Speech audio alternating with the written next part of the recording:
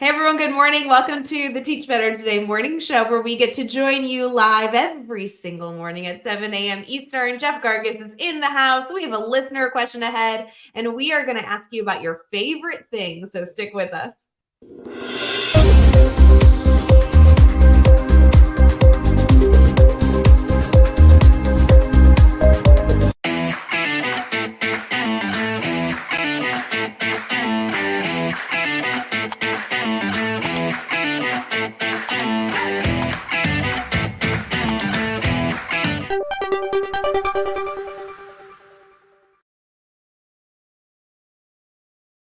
Hey everyone, good morning. We are here to welcome you into the day and also get into some good conversation. Jeffrey Raymond is in the house.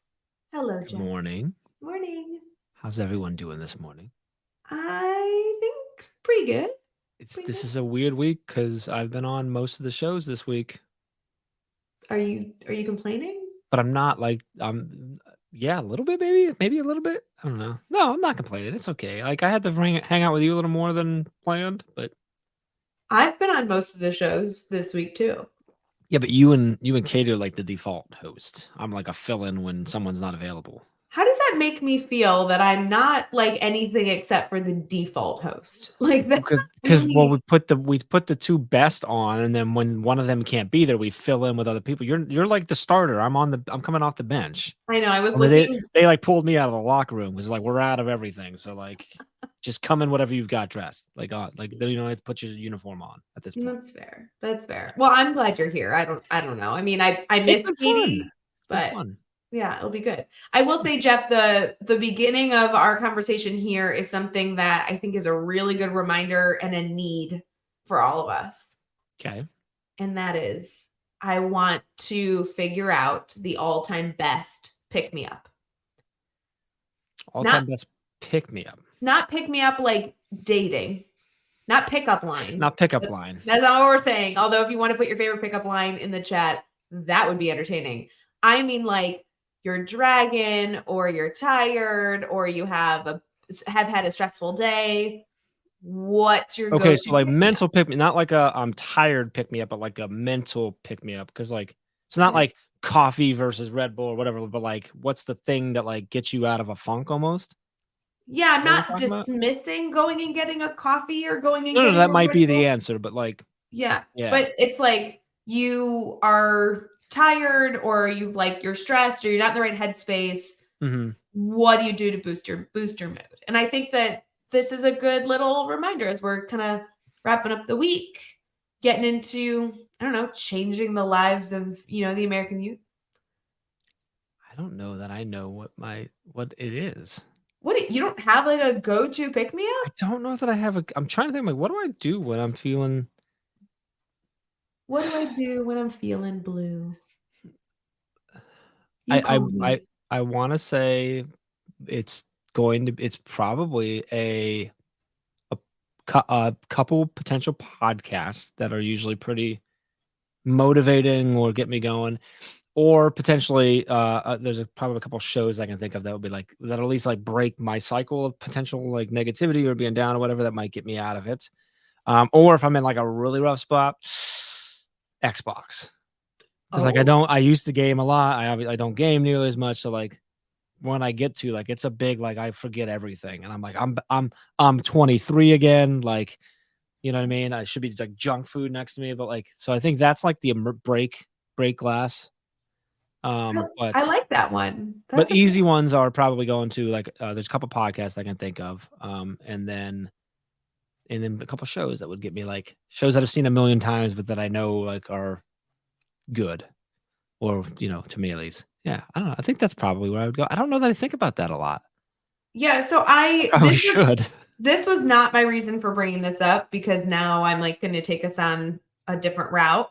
But when I originally brought this up, I was leaning towards like listening to high energy music, I can think of some dog music cuddles, like I know this is bad, but like sometimes it's a quick nap if I have the opportunity to do so, like depending what it's for a run, depending on okay. the thing. So Yeah. yeah, on Instagram, I saw this post And it was really interesting. And I'm trying to figure out if this is true. So it says the post says how to instantly feel better. And it has a list. So if you're overthinking, it says to write. If you're feeling anxious, it says to meditate. If you're tired, it recommends a nap. If you're sad, it says you should exercise. If you're stressed, it says you should go for a walk.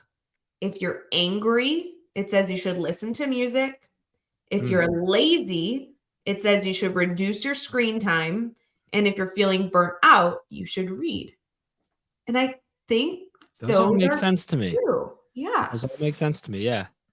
So I don't know where to put this where like I would refer to it except and I don't like this solution, but like I kind of feel like it should be my phone screensaver or something. Like it has to be easily It could be, accessible. or could you print it out in a small form somewhere where you spend a lot of time, like in your office area or something like that, or just like a little reminder of something. So Yeah, because I think sometimes when I'm leaning on like, oh, what do? I listen to music or I, hang out with the dogs or I go for a walk.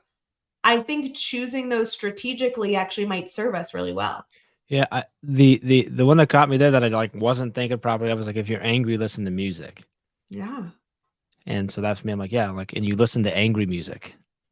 Because I've actually read a lot of studies where they've actually done a lot of study because a lot of people, so often people have said like angry music and music that's a little heavier or whatever, like is to blame for things. But it's actually been proven time and time again that people that actually listen to that angry music are actually less angry. It's actually a great use of that because it allows them to get the frustration out and screaming with it and headbanging and going at it or whatever versus what we might have chose to do in real life versus listening to something sad and soft or even like whatever. Like I'm Yeah, thinking because like, what would I'm like, oh, I know where I would turn to if I need some to let out the steam a little bit. but I'm thinking like if I'm feeling down in the dumps, if I'm feeling sad, listening to music actually doesn't get me out of it. And I don't know that I'm always aware enough to then not do it versus Mm. dad here is exercise. Yeah, actually I can totally empathize with that. It When I'm releases feeling endorphins. Yeah, when I'm feeling down, when I take the dogs for a walk, like I Mm-hmm. do feel great afterwards, but I never Totally. attributed it to how I was feeling to what I did. I always just thought like, oh, a walk is always going to be the right Sure. choice. When Well, and I actually, think walk can be, but I would argue like if you're like too, I can't remember what how they said, but if like you're overthinking things, going for a walk might be a bad idea. I agree. That's Because when you go for a walk, exactly. you got nothing but time to think. Yep. Which I think writing absolutely makes sense because you start to just spill your thoughts out on something, writing, typing, something of that nature, like getting it going. All right. So going through this list again in case Interesting. you need it, and then we're Yeah. transitioning into our team talk conversation. Yes. Really quick things to consider. If you're feeling like you're overthinking, turn to writing. If you're feeling anxious, turn to meditation. If you're tired, set yourself up to try and take a nap. If you're sad, find a way to get your body moving in an exercise. If you're stressed, go for a walk. If you're angry, listen to music. If you're feeling lazy, reduce your screen time. And if you're feeling burnt out, try and read. Really great recommendations here. Let's get into our team Yes. talk.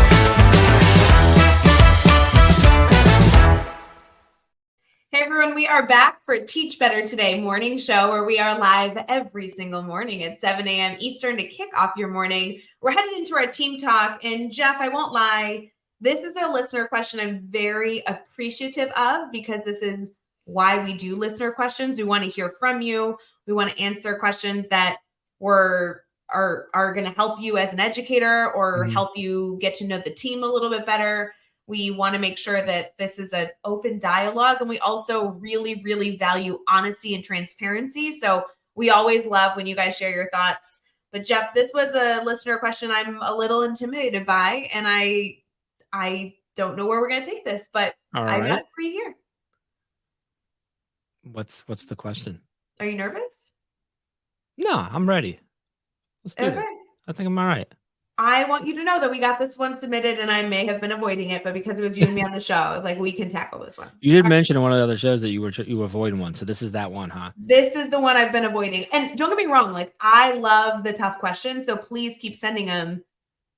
I feel like this hits home maybe a little close, but I think that's okay. I'm not trying to like talk us out of it. Let's hear it. I'm Okay. ready. Do you want to do a different one? No, do this one. What are you doing? Just Okay. Listener question. Can you share a story or two of memorable either teaching or business moments that have had a lasting impact on your approach moving forward? Yes. Yes. I can think of a whole bunch of obviously business moments for me. You go. Yeah. I think I'm about to sneeze, so I'm gonna let you talk really quick. Perfect. For those of you in the chat, I'm going to read it again. I would like to hear your teaching ones. I think Jeff and I are going to lean more towards the business, towards the team, if that's okay with all of you. But oh, you're gonna go. You're gonna go to business, not to the teaching. Okay. I don't Now know I'm what I'm really going to interested. share. I'm very weary of this one, but I would Shotgun. You have to go first. No, I would like to hear people in the I said comments. shotgun. Here's the question. Can you share a story or two of memorable either teaching or business moments that have had a lasting impact on your approach moving forward? I won't lie to you. If I go with teaching, it's a cop out because I have had more recent business moments that apply to this than teaching moments.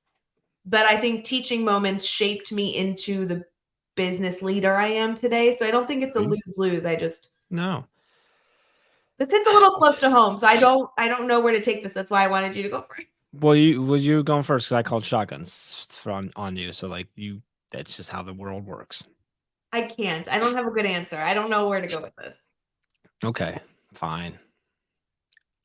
I'm trying to think of which one I want to pull from. I'm okay. If I copped out and went into a teaching moment, I once had, this was relatively recently, a parent who was very frustrated. I don't even know what she was frustrated about, to be honest. That was relatively irrelevant to the conversation. She was very, very frustrated with me. And I remember in that moment, like not feeling like I had anything else to do to help her. Again, I don't even remember what it was, but I remember being like, I've done everything I can, whatever that internal struggle is as a teacher. And she came into the office in the morning, and the school office, and I was down there ignorantly making copies, and she cornered me and just yelled for like 10 minutes. Yelled. Scolded me, an adult woman scolding me in the middle of the teacher's lounge. And it was really interesting because it really hurt me. Like I was very sad after the conversation because it wasn't feeling good having somebody yell at me, obviously. Sure. But I actually remember it being really shaping for me as an educator because, I don't know how to phrase this, but I knew that I had done everything I could.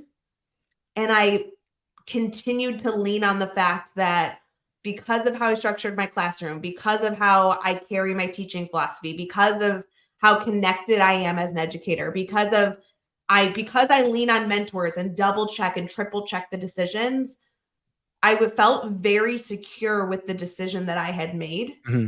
And it was really shaping for me to continue to lean on, if I continue to be connected, if I continue to be progressive, if I continue to do my due diligence, and if I continue to really align everything I do, right? At the time I was using the grid method. So I was using the backwards design for lesson planning. I was doing personalized learning. I was talking with students more than I ever had. I was tracking student success. It really gave me the confidence to see that this angry parent was just exuding emotion, but that I professionally had made the right decisions. And I think I leaned on like, I have to stick with that, because had I not had that confidence and alignment, I think she would have really torn me down as a leader. Does that make sense? That makes a lot of sense. Yeah. And Yeah. that's a tough experience, but the fact that you were able to get through it and not let it completely tear you down or completely change and question everything that's huge. Yeah, and I A know that huge amount. early on in my career, I didn't have that alignment, so there was times where I received criticism from a parent and had nothing to stand on. I felt like I didn't Mhm. have something to lean against to say, "No, I know this is the right way to do it." At some point, it was like, "Yeah, I'm probably a really dumb teacher. I don't know why I did that." Like, it's like you But had the best of after a intentions. situation like this, your confidence was probably much higher going like, "No, I got through that on my confidence because I believe in what I'm doing so much that, like, the little ones that are gonna come after this are Right. nothing. They're easy. I know exactly what I'm doing." You know what I mean? Like, So yeah. I want to challenge it. Like for me, that takeaway was the alignment and necessity. And if you're an educator who can't rationalize some of the decisions you're making, you probably don't need to make different decisions. But can we fill in the gap so you can connect them and feel confident in the Mhm. decision, not just because of your gut, but because you know that's what's best and here's the research and people to back you up. I wonder if that's my little takeaway. That's a good takeaway. I That like would be that my one. teaching. That would be my That's a good teaching. one. I think I'm gonna pull from early on, and this is I'm pretty sure Chad would share this probably story with the same type of, lessons, and it's kind of a two-part, but, like, early on, I think this was actually before Ray. Ooh, It might have been, like, pre-Ray. maybe as we get in there. We might I don't know. It was very early on. Um, we had a great meeting with a pretty good-sized district that had a lot of money, and so in our mind, we were like, "This is an opportunity for us." Meeting with the curriculum director, she absolutely loved the grid method. She, thought it was great. And we're in this meeting, and she's talking about how great the grid method would be for like curriculum compacting, which is a tool that you can use for that. And we did some of that early on and stuff. And we were like, of course, but we kept painting the picture of like the big transformation. And she kept coming back to that, but we kept painting the big picture. And when we left, it was on great terms. She's excited, send me over a proposal and then well, we sent over this massive like 5-year plan transformational proposal. And we didn't hear back anything from her for like over a month. And we're like, it was like not a whole lot going on. So we're like, because this is like a deal that would have like changed the business, changed our lives and stuff. Finally get a call back and it was very much like a, hey, yeah, sorry I haven't got back to you. Like, no. Now, two things is one, we learned big takeaway there is to go for the closest target of what the person actually needs and listen to them. And I think that can go into all walks of life. Yeah. Whether you're trying to find what's the breakthrough for the student, sometimes we're shooting too far and we need to find what's the closest win we can get and do that, but also listening and understanding what they're actually talking about, not just what you think they need, but what they're actually need. So I think that's an important piece, right?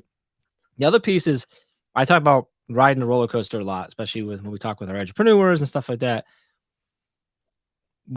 Chad and I were on our way driving down to the University of Cincinnati. It was part of a deal we had done where we were working with educators at five different universities in the state of Ohio across 10 different workshops. So Okay. like we worked with the University of Akron, John Carroll University up in Cleveland, Bowling Green, Toledo, and University of Cincinnati. We're on our way down to Cincinnati, and it's like a 4-hour drive. And we spent basically 3.5 of the 4 hours just beating ourselves up, like to the point where like we were just miserable about losing that and how dumb we were and all the mistakes we made and all this stuff. And we were just like miserable. And I can't remember where we were at. I think we were on 71 coming down. We were coming around Dayton area to get down there. And I could picture the freeway interchange and stuff. When I'm finally like, whoa, like, what are we doing? Like, we're literally on the way to work with like one of the bigger, or at least most well known universities in Ohio as part of this deal working with like hundreds of teachers from all over that are going to go impact kids all over the state of Ohio and potentially beyond if they move otherwise. And we're like crapping all over ourselves right now. And I'm like, I'm the one who always talks about don't do this. And we're doing that. And it was a huge lesson for us to go, hey, we need to focus on the wins we have, celebrate the good we do, because you're gonna have wins, you're gonna have losses. And if you let yourself kind of go up and down too high or too low, it's a miserable ride. So I think we learned that, not that we do it great all the time, but to kind of steadier and to really celebrate the things that are going well versus focusing on the things that are not going so well or the mistakes we made in the past. And I think that was a big lesson for us. Again, not that we do it great all the time, but that was a big one for us. 2 big ones. There you go. Does that work? That works. Okay. That was good. I could think of a lot, but that's the one I wanted to go with because I think there was 2 lessons in there. But yeah, I like that. Yeah. I think as I reflect on my experience from the business end, there's probably been 3 major things since I've become a business owner that have shaped or reinforced certain things in the business realm. And I find that it really comes down to what you already shared, like being aligned with the people that you're working with and not taking the losses personally, but taking them as an opportunity to learn. I like that. We've definitely not done everything right, but I think that the more and more we come across hurdles, which is just like the fact of life, the more we reinforce the things that we really value. And I don't know that there's like a perfect way to do it, but I think that's true. So, yeah. Interesting. See why I was scared of this one though? It's kind of it's a good one though. I think it's and I think the nice part of this question is like most of these types of stories, whether you pull them from teaching or from business or really from life, like I think the lessons work in all of them. Yeah. Like whether you're pulling from a life experience, a general life experience, in the classroom or in the school district or in business or whatever, typically the lessons that we're pulling out of those like defining moments actually are lessons that can be applied to all the other aspects of our life, depending on how many aspects you have and stuff. Yeah. I think that's why it's, I think, really great to talk about those things because there might be a lot of people listening right now who have zero desire ever to have anything to do with business and stuff, but hopefully something I said just went to their mindset of whatever they do, and what you pulled out of your teaching absolutely can apply to business. And so I think it's important to share this type of stuff. Yeah, I like that. Cool. Well, thank you for submitting the listener question. For those of you who are interested in submitting either more listener questions or just your first, feel free to direct message anybody on the team, including myself. Just let me know. We'll add it to the list and try and get to as many of those questions as humanly possible. We have so much more that we want to provide you in this show. And so your recommendations are always helpful to help steer where the Teach Better team takes the Today Morning Show. We hope you all have we all have, the best morning ever, a beautiful rest of your day. And Jeff, I think we're going to head into the rest of our day as well. Love it. Appreciate y'all. Bye, guys. Hey, Teach Better community. Thank you so much for joining the Teach Better Today morning show every single weekday at 7 a.m. Eastern. We have so many resources for you outside of this live stream at teachbetter.com, including blogs, podcasts, and professional development that will bring our team to your school. Wherever you are listening from this morning, please make sure you are sharing and celebrating the incredible educators in this world. And hey, if you are listening over on a podcast to Teach Better Talk, we would love a 5-star review. The comments are always so entertaining. We'll see you tomorrow.